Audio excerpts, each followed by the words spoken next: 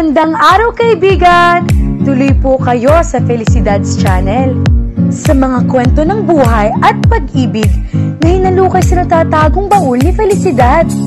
Pero bago po tayo magpatuloy, huwag niyo pong kalilimutan na i-like ang video, i-subscribe ang channel, at i-click ang notification bell para lagi kayong updated sa mga parating pa na upload.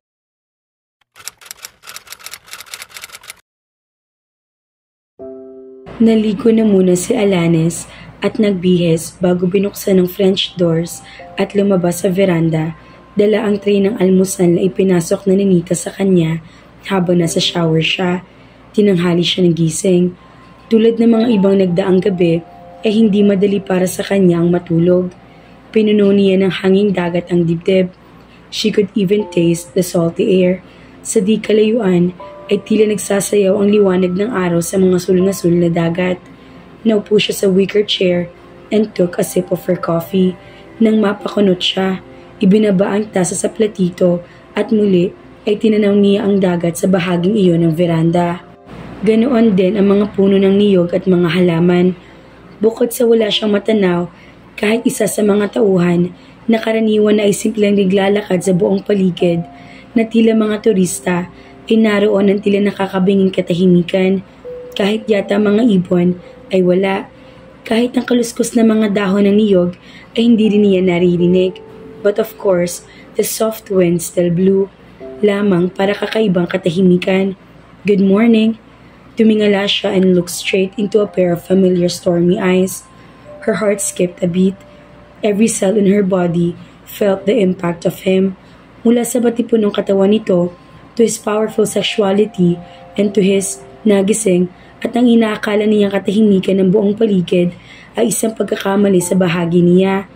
Sa paglitaw ni Clark ay tila nahalinhan ang katahimikan ng paligid ng kulog at kidlat, loud with unspoken feelings. Hi, she found herself smiling at him. Coffee? Sabi ni Nita, ay kapet papaya lamang hinihingi mo. Kung ganyan ang aalmusalin mo, ay pasasamain mong loob niya. She shrugged. Hindi naman ako magtatagal dito, diba? Tinitigan ni Clark ang matagal ang dalaga bago nilinga ang buong paligid. Why don't we go outside? It's a beautiful day. Nasa labas na ako at nakikita kong kagandahan ng paligid mula rito. Of course. Pero ang verandang ito ay bahagi pa rin ng bahay. Ang ibig kong sabihin ay bakit hindi tayo maglakad-lakad sa baybayin? Maaga pa at hindi pa mainit ang araw. Last night, he told her he wanted her. That was why she wasn't surprised at his invitation. Subalit kakaibang tono ng boses nito na para bang imbitasyon ay kailangan nitong gawin dahil bisita siya at obligadong i-entertain ito. Nasaan si Karel? Hindi ba tuwing umaga ay kasama siya ng yaya niya sa beach? He shrugged. She's not in the mood to go down to the beach today. Nasa banyot pinaliliguan ang mga manika. Lihim na napangiti si Alanis sa sinabi nito. When she was a kid, hindi lang beses siyang pinapagalitan ng yaya niya sa tuwing pinaliliguan niya ang Barbie doll niya. Come, iniabot ni Clark ang kamay sa kanya at bago niya napigilan ang sarili ay humawak na siya roon. Hindi niya matiyak kung kailan binitawan ni Clark ang kamay niya. At naroon bigla ang damdaming tila siya nag-iisa. Pinigilan niyang sarili muling abutin iyon at hawakan. Nang iwan kita kagabi, ay nakatulog ka kaagad? He asked, conversationally. Hindi madali sa akin ang pagtulog. Sinabayan niya iyon ng linga rito, subalit nakatingin sa unahan si Clark. I've got insomnia. Tumangulang ito subalit, mula pa kanina, ay hindi siya nito tinitingnan minsan man sa paglalakad nila sa baybayin. And she noticed na inilagay nito ang mga kamay sa bulsa ng pantalong maong, as if he was trying to separate himself from her. He looked edgy, napaka-formal, gumagawa lamang na mapag-uusapan, kaya tinatanong, pinagsisisihan ba nitong sinabi sa kanya kagabi? Nasaan ang mga tauhan mo sa umagang ito? Tanong niya. Sinisikap na huwag lumabas sa tinig ang iritasyon. Nandyan lang sa paligid. Huminto siya sa paglalakad. Bakit hindi mo sila nakikita? Dati ay nakakalat sila sa lahat ng isang maingat na paraan. Nakibit ito ng mga balikat. Tinitiyak ko sa iyong nariyan lang sila. Huwag mong abalahin ang sarili mo sa kanila. Akmang muling hahakbang si Clark, subalit hinawakan niya ito sa braso. May problema ba? Iglap siyang sinulyapan nito. Bumaba ang kamay niya sa tagiliran niya. Bakit mo naman naitanong yan? Anong magiging problema maliban sa nalalaman mo? He said tightly. Pagkuwan ay hinawakan siya nito sa siko at humarap sa dagat. She frowned. She could sense that something was wrong. Hindi lang niya matiyak kung ano. Sa dagat ay may mga ilang-ilang bangka siyang natatanaw sa malayo. Wala namang bago roon. Mga mangingisda. Pagkuwan ay muli siya nitong iginiya sa paglakad. Tinitiyak na hindi sila inaabutan ng mamunting alon. Clark, do you live here? Sa Maynila ako nagpipirme. May bahay ako roon at naroon ang negosyo namin magpinsan. Umuuwi lang naman kami dito kung bakasyon at kung kinakailangan. Who's taking care of the family business? Pareho kayo nandito ni Levi. Kami pa rin. Anong ginagawa ng telepono at computers? Sinasagot nito ang tanong niya sa walang emosyong tinig at hindi niya naintindihan kung bakit siya nito niyaya maglakad-lakad sa baybayin. Gayong sa pakiramdam niya ay tila walang interes na makipag-usap si Clark sa kanya. I want to go back to the house. Alanis. What? Lingon niya rito. There was a strange expression on his face. Nothing. Yes, I guess it's time to go back to the house. Umiinit na. Nagmamadali ang mga hakbang niya sa pagbalik sa bahay. Gusto niya magtanong, magalit, pero hindi niya magawa. Nauna siyang pumanhik at hindi na niya pinagkakaabalahang tignan kung saan patungo si Clark. Tuloy-tuloy siya sa silid niya. Padabog na naupo siya sa kama. Nang paglingon niya ay makitang bukas ang French door at natanaw niya sa veranda si Grace. Nakatalikod at nakaharap sa dagat. Anong ginagawa nito sa veranda sa tapat mismo ng silid niya? Tumayo siya at lumabas. Nakita niya may hawak itong teleskopyo at may tinatanaw sa dagat. What are you doing here? Tanong niya. Ibinaba ni Grace ang teleskopyo at nakangiting nilingon siya. Sinisipat ko lang siya ni Florendo. Mas malino kayong natatanaw sa bahaging ito ng veranda. What? Why do you look so surprised? Hindi mo ba alam na sa mga bangkang nakikita mo mula sa dalampasigan kanina naroroon kay ni Clark ay may isa lansya? Lansya ng tauhan ng stepfather mo? She said. Ang ngiti ay patuya. Alanis felt a sudden coldness through her. Sa nakikita ko sa mukha mo, ay natitiyak kong hindi sinabi sa iyo ni Clark kung bakit nakapagtataka. Ipinakikita ka niya dahil alam naming may nakatuong sopistikadong teleskopyo sa beach at dito sa bahay. Alanis was speechless. A pain sliced through her heart. Nagkibit na mga balikat si Grace na tila ba sinabi nito ay isang ordinaryong balitang pang-araw-araw lamang. Oh well, natitiyak naming hindi sakay na lansyang iyon si Florendo. Tuso ang stepfather mo, Alanis, para magpakita sa dagat na malapit sa pribadong beach ng mga Montales. Pain, anger and hurt, sama-sama iyong rumehistro sa dibdib at isipan ng dalaga. Patakbong tinungo ang dulong hagdan ng veranda at bumaba. Hey! Si Grace. Walang pakialam si Alanis kung saan man siya dinadala ng mga paa niya sa pagtakbo. Ang alam niya ay gusto niyang lumayo. May landas sa gitna ng niyugan ang wala sa loob niyang binaybay. Ni hindi niya namamalayang pumapanik siya sa tila bulubunduking bahagi ng rancho. Hindi miminsang nagmumuntik-muntikan siyang madapat masubsob. Subalit tuloy lang siya sa pagtakbo. Kahit na sumasabit sa mukha niya ang mga sanga at dahon ng kahoy. He lied to her. He was using her all along.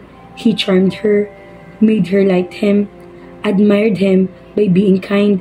Pero lahat ng iyon ay hindi totoo. Ang mga ipinakikita ni Clark sa kanya ay pawang pakunwari. She kept on running. Hindi niya alam kung saan siya kumuha ng lakas upang takbuhin ng ganoong kalayo at pataas na lugar. She was almost at the top nang huminto siya. Humihinga sa matinding pagod na bumagsak sa damuhan si Alanis kasabay ng paghugulhol ng iyak. Damn it! Where is she? Si Clark sa isa sa mga tauhan. Hawak ang walkie-talkie. Nasa bukana siya ng Capistrano Fall Clark. Anong ginagawa niya roon? He asked worriedly, angrily, at sa naniningkit na mga mata ay sinulyapan si Grace na baliwala nagfa-file ng mga kuko. Si Levi ay nakaupo rin sa sofa at nakatingin sa pinsan.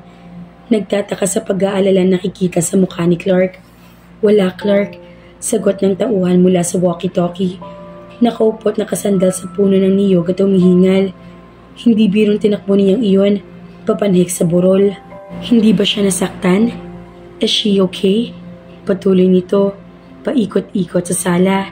Hindi siya nadapa kahit minsan kung iyon ang ibig mong tukuyin. Yes, she's okay. Huwag mong iwan ang tingin. Subaybayan ninyo. He turned the walkie-talkie off at tumingin kay Levi. Relax, sinabi na ni Dano na walang masamang nangyari kay Alanis. Ani Levi sa pinsan sa banayad na tinig. Why did you have to tell her? Binalingan nito si Grace. And how would I know na hindi niya alam? Ganti nito, paismed. Matalim, ang tinig na binibigay niya kay Grace. He was worried and angry with himself. Kung may ibang paraan lang upang mahuli nila si Florendo na hindi sa pamamagitan ni Alanis ay ginawa na niya. Iginala ni Alanis ang paningin. Mula sa kinaroroonan niya, inatanaw niya ang isang munting waterfall. Sa paligid nito ay nagkagandahang mga ligaw na bulaklak. Kung sa ibang pagkakataon, the beauty of the place would have fascinated her. She looked around. Puro puno, damo at mga bulaklak ang nakikita niya. Kung nasaan man siya ay hindi mahalaga. Isa pa'y natitiyak niyang hindi siya mawawala sa rancho at lalong hindi makalalabas. Baka nga maya-maya lang ay may susundo ng tauhan sa kanya. Napakahalaga niya kina Clark at Levi para makatakas lang na paganoon lamang. Pero hindi siya babalik sa bahay rancho sa pamamagitan ng tauhan ni Clark. Hindi niya pahihintulutan ng sariling sunduin sa lugar na iyon na tila batang matigas ang ulo. Damn him, and damn him for hurting her like this. He was just using her from the very start, and she was stupid not to know that leopards do not change their sports. Pababa na siya, Clark. Marahil ay pabalik na riyan sa bahay. Huwag mong iiwan ang tingin. Sabihin mo sa akin kung hindi dito sa bahay ang tuloy niya. Muli nitong ini-off ang walkie-talkie at tinitigan si Levi. Wala siyang kinalaman dito. Wala. Huminga ng malalim si Levi. She was hurting mentally, emotionally, Clark. Hindi sa pisikal na paraan. Gusto kong alalahanin mo yan, he said gently. Hindi na idinagdag na ng mga magulang nila ay pinatay ni Florendo. Pero nakakaunawang tumango si Clark. He could almost hear the unspoken words. Ikagagala ko ng labis kung matatapos ng lahat ng ito. Muli tumunog ang walkie-talkie upang ipaalam sa kanyang pumasok na sa bahay si Alanis at sa likod nagdaan. Nanatili siya nakatayo sa kabila ng gusto niyang takbuhin at salubungin ito. Subalit kailangan bigyan niya ng pagkakataong mapag-isang dalaga. She was filthy, puno ng putik at tuyong damong pantalong maong niya at blusa. Ganoon din ang buhok niya. Angrily, hinubad niya ang lahat ng kasuotan at halos ibalya ang pinto ng banyo nang pumasok. Tinimpla ang tubig ng mas mainit hanggang sa makakaya niya at tumapat sa shower. The heat soothed her aching muscles. She had never run like that in her whole life. And now her muscles were paying for it. Ipinikit niya ang mga mata, subalit ang anyo ni Clark ang naroroon. And she cursed herself. Pinahintulutan niya ang sarili magkaroon ng damdamin dito. Magtiwala ritong kayong simula pa lang ay niloloko na siya. Bihag siya sa bahay na ito. Isang pain para kay Florendo. What did she expect? Hindi birong galit ang mararamdaman ni Florendo sa sandaling makitang larawan niya nakatayo sa baybayin na kasama si Clark. Which was exactly what Clark wanted. Sari-saring emosyon na nararamdaman niya sa mga sandaling iyon. Nangunguna ang galit. Galit sa sarili at galit kay Clark. Pinatay niya ang gripo at umahon sa shower. Nagagalit siya at hindi naging maingat sa paghakbang. Sumabit ang paa niya sa laylayan ng shower curtain. Napahablot niyang binuksan. Bumagsak siya at tumama ang noo niya sa edge ng takip ng toilet bowl. She cried in pain, kasabay ng pagdilim ng paningin. Mga ka-felicidad, magsisimula na kaya ang gyera sa pagtapak ni Florendo sa rancho? May makakita kaya sa pagka-aksidente ni Alanis? Kaya naman, abangan!